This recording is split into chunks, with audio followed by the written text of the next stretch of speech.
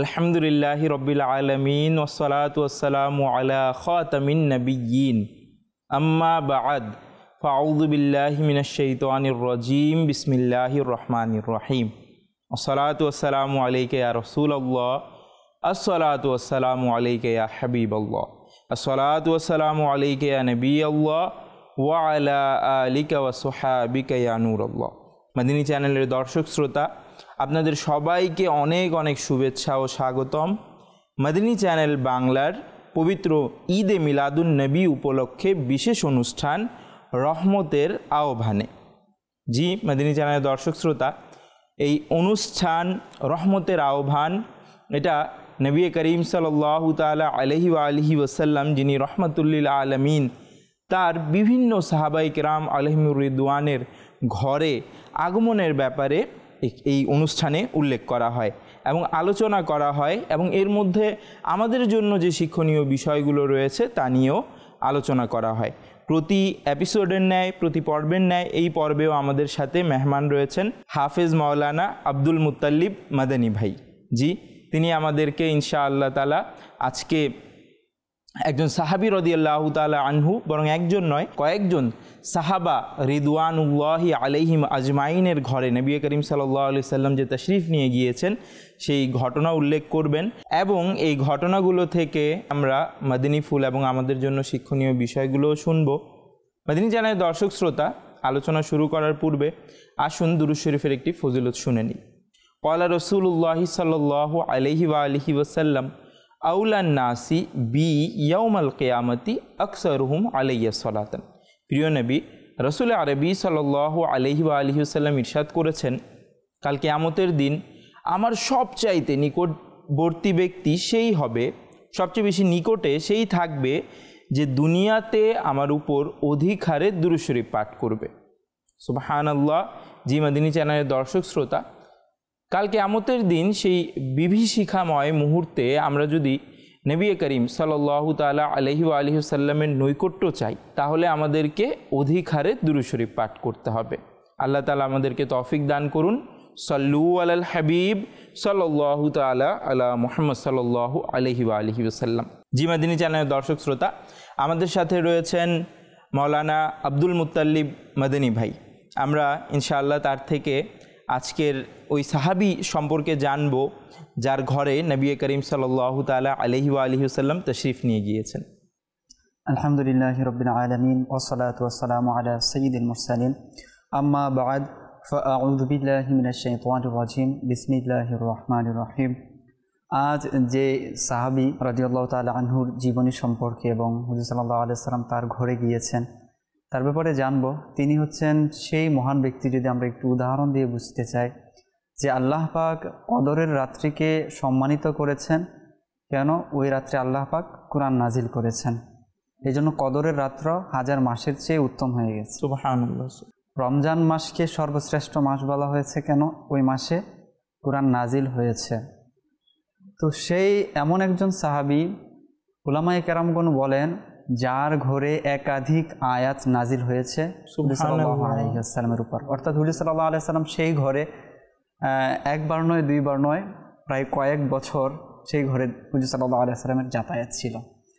আর তার ঘরকে শুধু তার দিকে নিসবত করে তার ঘরে বলা হতো না, বরং সেই ঘরটিকে দারুল ইসলাম বলা হতো, অর্থাৎ ইসলামের ঘর। আর সেই সাহাবীর নাম হচ্ছে আরকাম বিন আবুল আরকাম রাদিয়াল্লাহু তাআলা আনহু। তো আমরা আজ আলোচনা শুনবো দারুল আরকাম সম্পর্কে, অর্থাৎ আরকাম রাদিয়াল্লাহু তাআলা আনহুর ঘর সম্পর্কে এবং সেই সাহাবী রাদিয়াল্লাহু তাআলা আনহু সম্পর্কে। বিশেষত তার এই ঘরটি ইসলামের ইতিহাসে একটি বিশেষ জায়গা দখল করে রেখেছে। এর পিছনে বেশ কিছু কারণ রয়েছে। এক তো হচ্ছে যে সাইয়্যিদুনা আরকাম রাদিয়াল্লাহু তাআলা আনহুর যে ঘরটি ছিল, সেই ঘরটি ছিল সাফা পাহাড়ের পাশে, একদম পাশে, এবং তৎকালীন সময়ে যখন হাজিরা সাই করত তখন সাফা এবং মারওয়া, এবং এই দুইটি পাহাড়ও কত বরকতময়, আল্লাহ তাআলা তার নিদর্শন সমূহের মধ্যে এই দুইটি পাহাড়কে বলেছেন। আর সেই জায়গার পাশে বা দুইটি পাহাড়ের পাশে ঘর হওয়া, এটা অনেক বড় বরকতের বিষয়। এবং কাবা শরীফের পাশেও বলা চলে, হাজি যারা ছিলেন যখন তারা সাই করতেন তখন সেই ঘরের দরজাটি দেখা যেত এবং সেই ঘরের সামনে দিয়ে তারা যাতায়াত করতো সাই করার জন্য। সাল্লাল্লাহু আলাইহি ওয়াসাল্লাম দাওয়াত দেওয়া শুরু করেন, তখন সেই শুরুটা খুবই তো কঠিন ছিল, কেউ মেনে নিচ্ছিল না।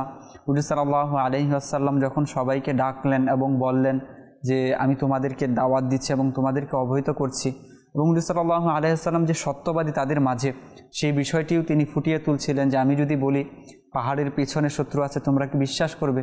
বলে হ্যাঁ, বিশ্বাস করে নেব, আপনি কখনো মিথ্যা বলেননি, আপনি সত্যবাদী। যদি বলে এরকম এরকম, তো কোনো বিষয় না, আমরা আপনাকে মেনে নেব। কিন্তু যখনই আল্লাহ পাকের দাওয়াত দিলেন তখন ঠিকই তারা অস্বীকার করলো। তো হুজুর সাল্লাল্লাহু আলাইহি ওয়াসাল্লাম কাজ শুরু তো করলেন, কিন্তু কেউ সঙ্গ দিচ্ছিল না। তো এই আরকাম রাদিয়াল্লাহু তাআলা আনহুর ব্যাপারে বলা হয় তিনি তখন ইসলাম গ্রহণ করেছেন যখন সবে মাত্র 11 জন মুসলমান হয়েছেন, অর্থাৎ তার ব্যাপারে বলা হয় তিনি 12 নম্বরে ইসলাম ধর্ম গ্রহণ করেছেন। আর তিনি সেই সকল ব্যক্তিদের অন্তর্ভুক্ত যাদের ব্যাপারে আল্লাহ তাআলা বলেছেন ওয়াসাবিকুনাল আউয়ালুনা মিনাল মুহাজিরিন ওয়াল আনসার। সাবিকুনে আউয়াল হওয়ার যে একটা বিশেষ মর্যাদা রয়েছে সাহাবায়ে কেরামদের মাঝে, সেই মর্যাদাটার মধ্যে তিনি ছিলেন। অর্থাৎ সাহাবাই কিরামদের মধ্যেও যারা উত্তম, সাহাবাই কিরাম তো সমগ্র উম্মতের মধ্যে উত্তম, তো সাহাবাই কিরামদের মধ্যেও যারা উত্তম তাদের মধ্যে হযরত আরকাম রাদিয়াল্লাহু তাআলা আনহু শামিল রয়েছেন। এবং তিনি যখন চলে যান এখান থেকে, তখন এই ঘর তিনি তার বংশধর বা আত্মীয় স্বজন যারা ছিলেন তাদেরকে ওয়াকফ করে দিয়ে যান। তিনি তো ইসলাম ধর্ম গ্রহণ করেন ওই মুহূর্তটাতে যখন চারদিকে কঠোর এক অবস্থা, আর হুজুর সাল্লাল্লাহু আলাইহি ওয়াসাল্লাম যেদিকে দাওয়াত দিচ্ছিলেন সবাই কঠোর আচরণ করছিল, এবং কি ধরনের আচরণ করা হয়েছিল আমরা ইতিহাসে জানি এবং শুনি। আবু বকর সিদ্দিক রাদিয়াল্লাহু তাআলা আনহুর সাথে কীরকম আচরণ করা হয়েছে, তিনি তখন নিজের ঘরে রেখে হুজুর সাল্লাল্লাহু আলাইহি ওয়াসাল্লামকে প্রোটোকল দিতেন। শুধু তাই নয়, যে ইসলামের যে বিধিবিধানগুলো যখন আল্লাহ পাক নাজিল করছেন একে একে, তখন হুজুর সাল্লাল্লাহু আলাইহি ওয়াসাল্লাম সেই বিধানগুলো সাহাবায়ে কেরামদেরকে যেই ঘরের মধ্যে বসে শিক্ষা দিতেন, সেটা হচ্ছে এই দারুল আরকাম, অর্থাৎ আরকাম রাদিয়াল্লাহু তাআলা আনহুর ঘর। হুজুর সাল্লাল্লাহু আলাইহি ওয়াসাল্লাম শিক্ষক। হুজুর সাল্লাল্লাহু আলাইহি ওয়াসাল্লাম তো নিজে বলেন বুইস্তু মুআল্লিমান, আমাকে শিক্ষক হিসেবে পাঠানো হয়েছে। তো শিক্ষকের কাজটা যে ঘরে সূচনা হয়, সাহাবায়ে কেরামদেরকে ইসলামের যে বিষয়গুলো যে ঘরের মধ্যে শেখানো হয় সেটা এই ঘর। অবশ্যই এই ঘরটার এক আলাদা ফজিলত এবং বরকত রয়েছে আমরা বুঝতে পারি। তাছাড়া ইসলাম এর যে বিষয়গুলো রয়েছে, যে এটা কিন্তু তখনকার সময়টাতে খুব সহজ ছিল না বোঝানো, একটা কঠিন ব্যাপার ছিল।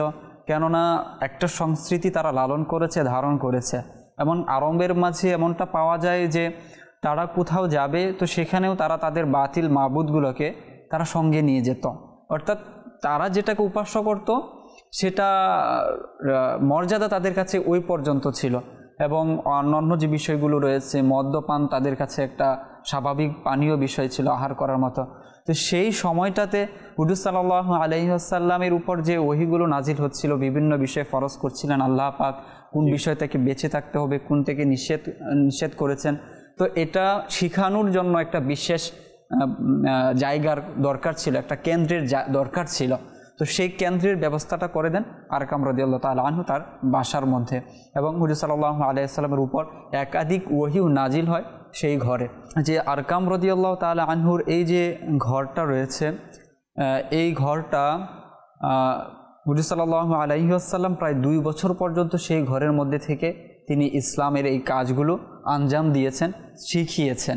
হুজুর সাল্লাল্লাহু আলাইহি ওয়াসাল্লাম নবুয়াতের 4 বছর সেখানে যান, এবং নবুয়াতের 4র্থ বছরে হয়তো আরকাম রাদিয়াল্লাহু তাআলা আনহু তিনি ইসলাম গ্রহণ করেন, এবং এরপর থেকে নবুয়াতের 6ষ্ঠ বছর পর্যন্ত, তো লাগাতার 2 বছর পর্যন্ত হুজুর সাল্লাল্লাহু আলাইহি ওয়াসাল্লাম সেই ঘরে থেকে এই সাহাবায়ে কেরামদের শিক্ষা দিয়েছেন। সুবহানাল্লাহ, সুবহানাল্লাহ। এর মধ্যে একটি বিষয় আছে, যেহেতু হযরত আরকাম রাদিয়াল্লাহু তাআলা আনহু এর আলোচনা আমরা শুনছি, এর মধ্যে যেই ঘটনাগুলো আপনি বললেন বা যেই বিষয়গুলো বললেন, এগুলো বিশেষ করে ইসলামের প্রারম্ভিক যেই সময়টা ছিল এর সাথে রিলেটেড এগুলো, না?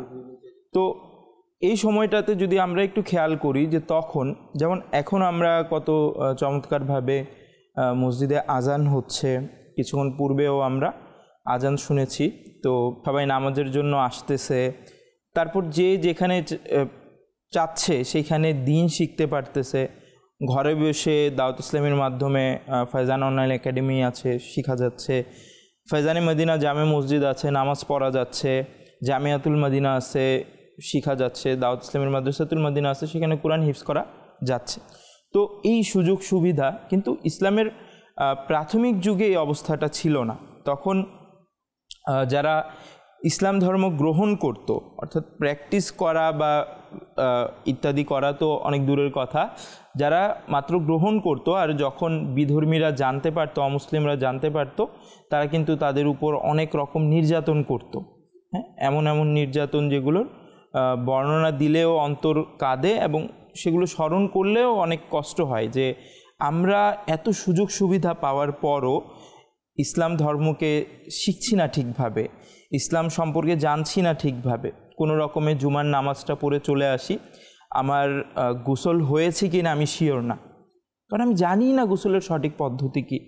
আমার অজু হয়েছে কি না, আমার কাপড় যেভাবে পবিত্র করার কথা বলা হয়েছে, যদি আমরা আমির আহলে সুন্নাতের সংক্ষিপ্ত রিসালা সর্বসাধারণের জন্য কাপড় পাক করার পদ্ধতি যদি আমরা পড়ি, তো ওটার মধ্যে দেখি যে যেভাবে বলা হয়েছে কাপড় পাক করার জন্য, আমরা বুঝতে পারি যে না, আমি এতদিন কি কাপড় পাক করেছি, আমার তো কাপড় পবিত্রই হয় না।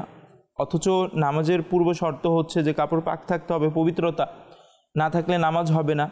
তো এই সব কিছু খুব সহজলভ্য আমাদের জন্য, খুব সহজভাবে আমরা পাই, তারপরও আমরা সঠিকটা শিখছি না। কিন্তু এই সঠিকটা প্রচার করার ক্ষেত্রে নবী করিম সাল্লাল্লাহু তাআলা আলাইহি ওয়া আলিহি ওয়াসাল্লাম যেই নির্যাতন সহ্য করেছেন এবং সাহাবায়ে কেরাম আলাইহিমুর রিদওয়ানরা এটা বাস্তবায়নের ক্ষেত্রে এবং নিজেদের জীবনে ধারণ করার ক্ষেত্রে যেই কষ্টটা সহ্য করেছেন, সেটা যদি আমরা একবার কল্পনা করি তাহলে হয়তোবা আমরা এটার মূল্য বুঝতে পারবো। আমরা আরকাম রাদিয়াল্লাহু তাআলা আনহুর এই যে ঘরের যে বিষয়টা আলোচনা করছি, হয়তো অনেকের কাছে স্বাভাবিক মনে হতে পারে যে একটা ঘরে রাসূল সাল্লাল্লাহু আলাইহি ওয়াসাল্লাম গিয়েছেন এবং শিক্ষা দিয়েছেন, কিন্তু ওই যুগের কথা যদি আমরা একটু মাথায় রেখে বিষয়টা ভাবি তাহলে মোটেও একটা সহজ বিষয় ছিল না। কেননা জানতে পারলে সেটার অত্যাচারের কোনো সীমা নেই। সে সামাজিকভাবে তারা বয়কট হয়েছে, এই বিষয়টা জানতে পারলে সামাজিকভাবে বয়কট করা হতো। রাসূল সাল্লাল্লাহু আলাইহি ওয়াসাল্লাম এই দিনকে প্রচার করার জন্য শিয়াবে আবি তালিবের মাঝে 3 বছর পর্যন্ত বয়কট ছিলেন সামাজিকভাবে। তো সেই যে কষ্টের একটা জায়গা ছিল, এবং সাহাবায়ে কেরাম এই ঘরের যে বিষয়টা আছে, তারাও জানতো যে আমরা এখানে যাচ্ছি, এটা আমাদের জন্য রিস্কের একটা বিষয়। যদি জানতে পারে আর সবাই মিলে যদি অ্যাটাক করে তাহলে একবারেই কিন্তু সবাই শেষ। কিন্তু তারপরেও কিন্তু তারা সেখানে গিয়ে দিন শিখেছেন, দিনকে বোঝার চেষ্টা করেছেন এবং ইসলামকে এগিয়ে নেওয়া যাওয়ার ক্ষেত্রে তারা অনন্য ভূমিকা পালন করেছেন। আর নবী করিম সাল্লাল্লাহু আলাইহি সাল্লামের আগমনই হয়েছে যে মানুষকে অন্ধকার থেকে আলোর পথে নিয়ে আসার। তাওহীদ ও রিসালাতের পথ আমরা পেয়েছি নবী করিম সাল্লাল্লাহু আলাইহি সাল্লামের মাধ্যমে। নবী করিম সাল্লাল্লাহু আলাইহি সাল্লামের আগমনে আমরা দ্বীনে ইসলামকে জানতে পেরেছি, আমরা আল্লাহ তাআলার একত্ববাদকে আমাদের জন্য জানা সহজ হয়েছে। না হলে কিতাবে তো এমন আসছে যে যদি আল্লাহ তাআলা কোনো নবীকে নাও পাঠাতেন, তারপরও আল্লাহ তাআলা যে বিবেক দিয়েছেন, সেই বিবেক থেকে, সেই বিবেকের একটা দায়িত্ব ছিল এটা, যে সেটা থেকে আল্লাহ তাআলার একত্ববাদকে জানা আমাদের জন্য জরুরি ছিল। কিন্তু আল্লাহ তাআলা কি দয়া করলেন যে নবী করিম সাল্লাল্লাহু আলাইহি সাল্লামকে পাঠালেন, নবী করিম সাল্লাল্লাহু আলাইহি সাল্লামের ওসিলাতে অন্যান্য আম্বিয়ায়ে কেরাম আলাইহিমুস সালামকেও পাঠালেন, যে তাদের মাধ্যমে আমরা তাওহীদকে জানা আমাদের জন্য সহজ হয়েছে, রিসালাতকে জানা আমাদের জন্য সহজ হয়েছে, এবং আমরা সেই যে বিধর্মী হয়ে মৃত্যুবরণ করা এবং সেটার যে আযাব রয়েছে, আল্লাহ তাআলার দয়াতে দুনিয়াতেও সেই পরিণাম থেকে বেঁচে যাচ্ছি, আল্লাহ তাআলা চাইলে আখিরাতেও সেই পরিণাম থেকে বেঁচে যাব, এই জন্যই আনন্দিত হওয়া। আজকে একজন আলিম সাহেবের একটা ভিডিও দেখছিলাম, তিনি অন্য এক শহরে আছেন এবং সেখানে দেখাচ্ছিলেন কিছু বিষয়, যে মুসলমান হয়ে তিনি বারবার শুকরিয়া আদায় করছেন। উন্নত কান্ট্রিতে তিনি আছেন, অনেক সভ্য তাদেরকে বলা হয়, কিন্তু সেখানে তিনি দেখাচ্ছেন যে মানুষ কিভাবে নিশায় মত্ত হয়ে রাস্তার মধ্যে পড়ে আছে, তার মূল্যবান জীবনের সময়টুকু সে এইভাবে নষ্ট করে ফেলছে। অথচ অনেক উন্নত রাষ্ট্র, বৃষ্টি পড়ছে, তার হুঁশ নেই, কিন্তু রাস্তায় সে পড়ে আছে। কিন্তু হুজুর সাল্লাল্লাহু আলাইহি ওয়াসাল্লামকে পাঠিয়ে আল্লাহ পাক আমাদের উপর কত বড় ইহসান করেছেন, আমরা আমাদের সময়ের গুরুত্ব বুঝতে পারছি, একটা ভালো লাইফ আমরা অতিবাহিত করতে পারছি। কিভাবে করলে পরে, কার সাথে কিভাবে করলে পড়লে এবং কিভাবে চললে পরে একটা মাহাত্ম্যপূর্ণ জীবন আসলে আমরা অতিবাহিত করব, সেই শিক্ষাটা আমরা পেয়েছি। ইসলামের পূর্বের জীবন দেখলেই তো বোঝা যায় যে ইসলামের পূর্বে ইসলাম যেভাবে এসে একজন নারীকে যে সম্মানটা দিয়েছে, ইসলামের পূর্বের জীবন আমরা দেখলে বুঝতে পারি যে কোনো জাতি নারীকে ওইভাবে সম্মানিত করতে পারেনি যেভাবে ইসলাম এসে নারীকে সম্মান এবং অধিকার দিয়েছে। এর পূর্বের যুগের যদি ঘটনা আমরা দেখি, আমরা জানি সবাই যে তখন এমনও কিছু জাতি ছিল নাকি যে তারা নারীকে মানুষই মনে করতো না। এই ঘটনা তো অনেক প্রসিদ্ধ যে নবী করিম সাল্লাল্লাহু আলাইহি সাল্লামের আগমনের পূর্বে এমন সভ্যতা ছিল তাদের মধ্যে, আরবদের মধ্যে, যে তারা কন্যা সন্তান হলে তাকে পুঁতে ফেলতো, জীবিত কবর দিয়ে দিত, আর সেটা তারা লজ্জাজনক ভাবত। ইসলাম এসে কেমন সুন্দর একটি পরিবেশ আমাদেরকে দিয়েছে, মন মানসিকতা দিয়েছে যে এখন কন্যা সন্তান হলে আমরা শুকরিয়া জ্ঞাপন করি যে আল্লাহ তাআলার রহমত আমার ঘরে চলে এসেছে। এই জন্যই তো আমরা নবী করিম সাল্লাল্লাহু আলাইহি ওয়াসাল্লামের শুকরিয়া জ্ঞাপন করি এবং আল্লাহ তাআলার শুকরিয়া জ্ঞাপন করি যে তিনি আমাদেরকে নবী করিম সাল্লাল্লাহু আলাইহি সাল্লাম দান করেছেন, নবী করিম সাল্লাল্লাহু আলাইহি সাল্লামকে দুনিয়াতে পাঠিয়েছেন। আর এই যে শিক্ষাগুলোর আলোচনা করছে, একজন বিবেকবান মানুষ যদি ভাবে সহজে বুঝতে পারবে। আর এই শিক্ষার শুরুটা হয়েছে সেই আরকাম রাদিয়াল্লাহু তাআলা আনহুর ঘর থেকে, যেই ঘরে হুজুর সাল্লাল্লাহু আলাইহি ওয়াসাল্লাম এই আলোকময়, দীপ্তিময় এক উজ্জ্বল সভ্যতা আমাদেরকে দিয়েছেন। আর আরকাম রাদিয়াল্লাহু তাআলা আনহুর ঘরের যদি মর্যাদাটা বুঝি, মানুষ যারা জ্ঞানী ছিল তাদের কাছে তো মর্যাদা ছিল, যেমনটা আমি শুরুতে বললাম যে এটাকে দারুল ইসলাম পর্যন্ত মানুষ বলেছেন, যে এটি ইসলামের ঘর। শুধু আরকাম রাদিয়াল্লাহু তাআলা আনহুর ঘর নয়, যেহেতু ইসলামী শিক্ষার সূচনাটাই এখান থেকে হয়েছে। জি, তো এমনকি পরবর্তীতে দীর্ঘদিন পর্যন্ত এই ঘর অক্ষত ছিল। আব্বাসী খলিফা আবু জাফর মনসুর, তার পর্যন্ত এই ঘর অক্ষত ছিল। এবং কি বলা হয় যে আরকাম রাদিয়াল্লাহু তাআলা আনহুর নাতির ছেলে, অর্থাৎ তার পৌত্র, সে কোনো একটি কাজের জন্য খলিফা আবু জাফর মনসুরের কাছে 17,000 দিনার এই টাকার বিনিময়ে ঘরটা বিক্রি করে দেয়। তার ওয়ারিশ বা হিসাবে তিনি পেয়েছিলেন, যে কোনোভাবে পেয়েছিলেন, কিন্তু সেটা বিক্রি করে দেয়। এবং পরবর্তীতে তিনিও সেটাকে অক্ষত রাখেন এবং এটাকে স্মৃতি হিসাবে ধরে রাখার চেষ্টা করেন।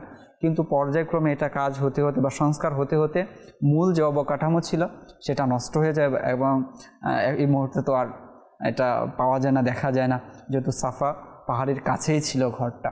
আর আরকাম রাদিয়াল্লাহু তাআলা আনহুর ব্যাপারেও বলা হয় যে তিনি সেই সম্মানিত সাহাবী, শুরুতে যেটা বললাম যে সাবিকুন আউয়ালুন যারা রয়েছে তাদের মধ্যে একজন রয়েছেন তিনি। আর তাছাড়াও তিনি বদর যুদ্ধে অংশগ্রহণ করেছেন।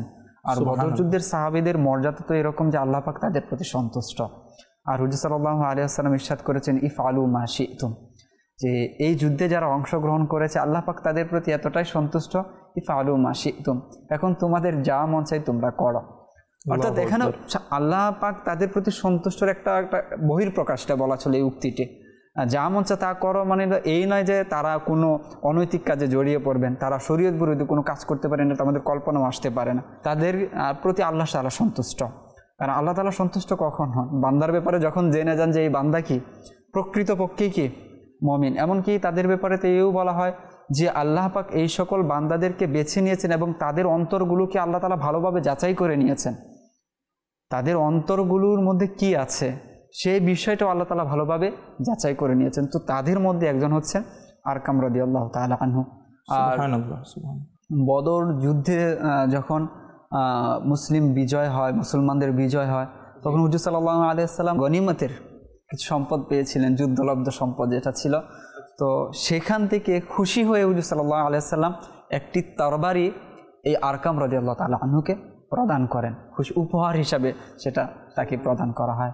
এছাড়াও হুজুর সাল্লাল্লাহু আলাইহি ওয়াসাল্লাম যে ইসলামের সূচনা হয়েছে এবং ইসলামের প্রচারের ক্ষেত্রে তার ঘরের একটা বিশেষ ভূমিকা ছিল।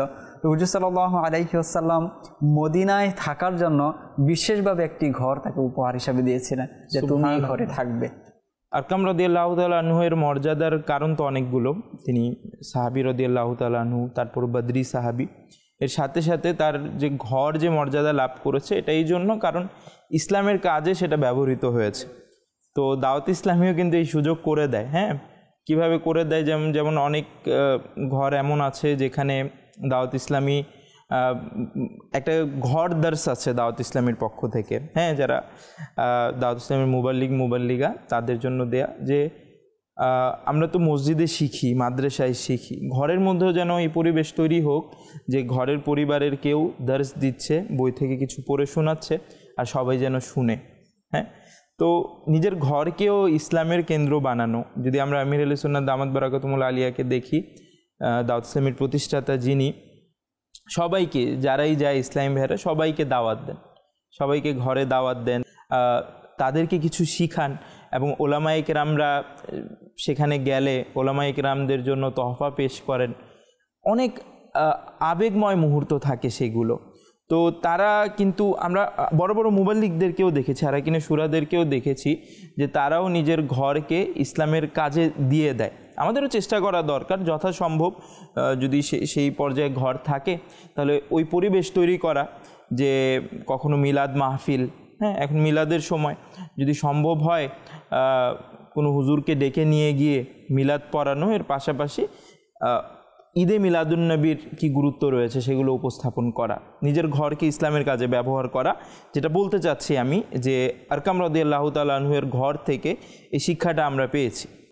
এখানে আরেকটা বিষয় অ্যাড করবো, যেহেতু আমি বলেছি যে হুজুর সাল্লাল্লাহু আলাইহি সাল্লাম নবুয়ত ঘোষণার ৪র্থ বছর থেকে ৬ষ্ঠ বছর পর্যন্ত এই ঘরে কি করেছেন, ইসলাম পৌঁছানোর, ইসলামের শিক্ষার বিষয়ে হুজুর সাল্লাল্লাহু আলাইহি সাল্লাম ব্যবহার করেছেন। হযরত সাইয়্যিদুনা উমর ফারুক রাদিয়াল্লাহু তাআলা আনহু যে ঘরে গিয়ে ইসলাম ধর্ম গ্রহণ করেছিলেন, সেই ঘর কিন্তু এটাই ছিল, সুবহানাল্লাহ, রাদিয়াল্লাহু তাআলা আনহুর ঘরই ছিল। উমর রাদিয়াল্লাহু তাআলা আনহু যখন হিদায়াত নসিব হয়, তখন তিনি গিয়ে একটা ঘরে নক করেছিলেন। তখন সেই ঘরের মধ্যে সম্ভবত হযরত হামজা রাদিয়াল্লাহু তাআলা আনহু ছিলেন এবং অন্যান্য কিছু সাহাবায়ে কেরামরা ছিলেন। তো হামজা রাদিয়াল্লাহু তাআলা আনহু দরজাটা খুলে দেন, জিজ্ঞেস করেন যে তুমি কেন এসেছো? নবী করিম সাল্লাল্লাহু আলাইহি সাল্লাম বলেছিলেন যে তাকে আসতে দাও। জি, তো এটা হচ্ছে সেই ঘর। অনেক সাহাবায়ে কেরাম এই ঘরে যাতায়াত ছিল, হুজুর সাল্লাল্লাহু আলাইহি সাল্লাম তো ছিলেনই এবং ওহীও নাজিল হয়েছে। তো এরপর যখন উমর ফারুক রাদিয়াল্লাহু তাআলা আনহু নবুয়তের ৬ষ্ঠ বছরে ইসলাম ধর্ম গ্রহণ করেন এবং এই ঘরে, তখন আর এই লুকিয়ে ঘরের মধ্যে ইসলাম প্রচারের বিষয়টি আর প্রয়োজন ছিল না। তখন প্রকাশ্যে যে ইসলাম প্রচার করার বিষয়টি বা সেই শক্তিটা ইসলাম পেয়ে যায় ওমর ফারুক রাদিয়াল্লাহু তাআলা আনহুর মাধ্যমে, এবং পরবর্তীতে প্রকাশ্যে ইসলামের কাজ, ইসলামের প্রচার, এই বিষয়গুলো হতে থাকে। যার কারণে এই ঘর যেভাবে লুকিয়ে বা যেভাবে আল্লাহ তাআলার পক্ষ থেকে ফয়সালা যেভাবে হওয়ার ছিল এবং আল্লাহ তাআলার পক্ষ থেকে ঘর মনোনীত হয়েছিল, বলতে গেলে যে আল্লাহ পাকই তো এই ঘর পছন্দ করেছেন। এরপর থেকেই মূলত হুজুর সাল্লাল্লাহু আলাইহি সাল্লাম বাইরে এবং প্রকাশ্যে দাওয়াতের কাজ শুরু করেন। হযরত উমর ফারুক রাদিয়াল্লাহু তাআলা আনহুর ইসলাম গ্রহণের পর থেকে। এর সাথেই একটা ঘটনা আছে না, যে যখন হযরত উমর ফারুকে আজম রাদিয়াল্লাহু তাআলা আনহু ইসলাম ধর্ম গ্রহণ করেন এবং যখন সবাই মিলে একত্রিত হয়ে বের হন, তখন সম্ভবত হাতে একটা পতাকা নিয়েছিলেন বা পাগড়ি দিয়ে পতাকা বানিয়ে ফেলেছিলেন। এটা তো জানা নেই, তবে আমি যতটুকু স্মরণে আছে সেটা হচ্ছে যে হামজা রাদিয়াল্লাহু তাআলা আনহু, তাকেও আরবের সবাই ভয় পেত এবং তিনি বাহাদুর ছিলেন, তার সাথে সামনাসামনি কেউ মোকাবেলা করবে এরকম কেউ ছিল না।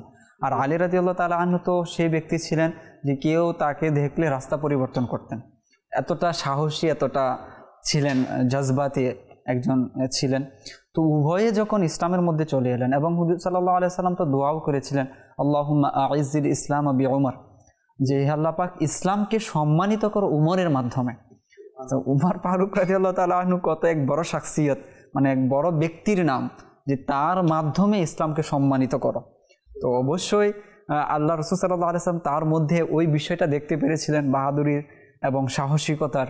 তো তিনি ইসলাম ধর্ম গ্রহণ করার পর তিনি বললেন যে আমরা কি হক নই ইয়া রাসূলুল্লাহ? তখন হুজুর সাল্লাল্লাহু আলাইহি সাল্লাম বললেন, কেন নয়, আমরাই হকের মধ্যে আছি। তো ঘরের ভিতরে কেন হক, সেটা লুকিয়ে থাকবে কেন, সেটা তো প্রকাশ হবে। তখন হুজুর সাল্লাল্লাহু আলাইহি সাল্লাম একদিকে হামজা রাদিয়াল্লাহু তাআলা আনহু, একদিকে উমর ফারুক রাদিয়াল্লাহু তাআলা আনহু, দুইটি কাতার করলেন, আর মাঝখানে হুজুর সাল্লাল্লাহু আলাইহি সাল্লাম ছিলেন। দুই কাতারের মাঝখানে হুজুর সাল্লাল্লাহু আলাইহি সাল্লাম কাবা শরীফে সেখানে উপস্থিত হলেন এবং সেখান থেকেই ফারুক রাদিয়াল্লাহু তাআলা আনহুর যে এই ফারুক উপাধিটা তিনি লাভ করেন, অর্থাৎ সত্য এবং মিথ্যার পার্থক্যকারী। ওই দিন পার্থক্য হয়ে গেছিল যে কোনটা সত্য এবং কোনটা মিথ্যা। আর এতটাই এর পার্থক্যটা হয়েছিল যে কেউ সামনে এসে দাঁড়িয়ে বলবে যে বাধা দিবে, এই সাহসটাও কেউ করতে পারছিল না।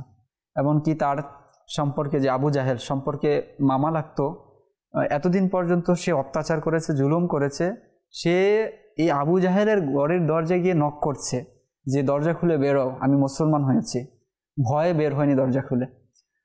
এইরকম একজন ব্যক্তিত্ব ছিলেন উমর ফারুক রাদিয়াল্লাহু তাআলা। হুজুর সাল্লাল্লাহু আলাইহি সাল্লাম হিজরত করে যখন মদিনার উপকণ্ঠে কুবা নামক স্থানে যান, তো সেখানে যে সাহাবী হুজুর সাল্লাল্লাহু আলাইহি সাল্লামকে আতিথেয়তা দান করেন, সেই সাহাবী হচ্ছেন কুলসুম বিন হিদাম রাদিয়াল্লাহু তাআলা আনহু। তো কুলসুম বিন হিদাম হচ্ছেন সেই সাহাবী, হুজুর সাল্লাল্লাহু আলাইহি সাল্লাম সেখানে যান এবং একাধারে কয়েকদিন পর্যন্ত তিনি এই অবস্থান করেন এবং তিনি কি করেন, হুজুর সাল্লাল্লাহু আলাইহি সাল্লামকে মেহমানদারি করেন। আসলে সংকটময় অবস্থার যে সাহায্য, সেটার একটা মাত্রা একটা ভিন্ন রকম হয়। এই সকল সাহাবায়ে কেরাম তখন সাহায্য করেছেন যখন অবস্থা সংকটময় ছিল, যখন মুসলমানদের সাহায্যের প্রয়োজন ছিল। আল্লাহ পাকের পক্ষ থেকে তারা হয়েও গেছেন আনসারি, সাহায্যকারী। যেহেতু বয়স্ক ছিলেন এই সাহাবী রাদিয়াল্লাহু তাআলা আনহু, তো তার ব্যাপারে বলা হয় যে সর্বপ্রথম আনসারি সাহাবীদের মধ্যে যারা ইন্তিকাল করেছেন, যে ইন্তিকাল করেছেন তিনি হচ্ছেন এই কুলসুম বিন হিদাম রাদিয়াল্লাহু তাআলা আনহু, সর্বপ্রথম আনসারি সাহাবী যিনি ওফাত গ্রহণ করেছিলেন এবং বদরের যুদ্ধের পূর্বেই তিনি ওফাত গ্রহণ করেন।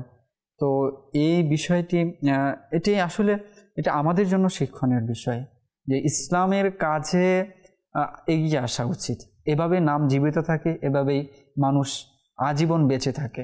যেমন দেখতে গেলে কুলসুম বিন হিদাম রাদিয়াল্লাহু তাআলা আনহুর আর কোনো পাওয়া যায় না কোনো কিছু, শুধুমাত্র এই ঘটনাটি পাওয়া যায় যে যখন হিজরত করে এসেছেন তো তিনি আতিথেয়তা করেছেন, সাহায্য করেছেন, আর এর জন্যই তার নামটা স্বর্ণ অক্ষরে ইতিহাসের পাতায় লেখা এবং মানুষ তাকে স্মরণ করে। এবং পরবর্তীতেও যারা সাহাবায়ে কেরাম তো নক্ষত্র, তাদের পথ যারা অনুসরণ করেছে এবং নিজেদের জীবনকে ইসলামের জন্য কাজে লাগিয়েছে, উৎসর্গ করেছে, তাদের নামও আমরা জানি। যারা ইসলামের জন্য কিছু করেছে, ইসলামের জন্য নিজেদের অবদান রেখেছে, নিজেদেরকে উৎসর্গ করেছে, এর মধ্যে অনেক বড় বড় বুজুর্গদের নাম আসে। যে যত বড় কাজ করেছে আমরা তাদের নামকে তত বড় হিসেবেই জানি। সাহাবায়ে কেরাম আলাইহিম রিদওয়ানদের মধ্যেও যারা যত বেশি ইসলামকে সাহায্য করেছে আমরা তাদেরকে তত বেশি জানি। আল্লাহ তাআলা আমাদেরকেও ইসলামের সাহায্য করার তৌফিক দান করুক। মাদিনী চ্যানেলের দর্শক শ্রোতা, আমরা অনেক কিছু করি, আমরা দুনিয়াতে এসেছি, একদিন চলে যেতে হবে। আমরা অনেক কিছু করতে চাই, আমরা চাই যে আমাদের যেন নাম হোক, বা আমার ছেলের এর যেন নাম হোক, আমার সন্তানের যেন নাম হোক। দুনিয়াবি বিভিন্ন কাজে নাম হওয়ার চেয়ে কতই না উত্তম হয় যদি ইসলামের খেদমতে আমাদের নাম হয়। সেটার জন্য কি করতে হবে? সেটার জন্য দিনই পড়ালেখার পাশাপাশি দিনের খিদমতও করতে হবে। আল্লাহ তাআলা সাহাবায়ে কেরামদেরকে অনুসরণ করে আমাদেরকেও দিনের খিদমতের জজবা দান করুক।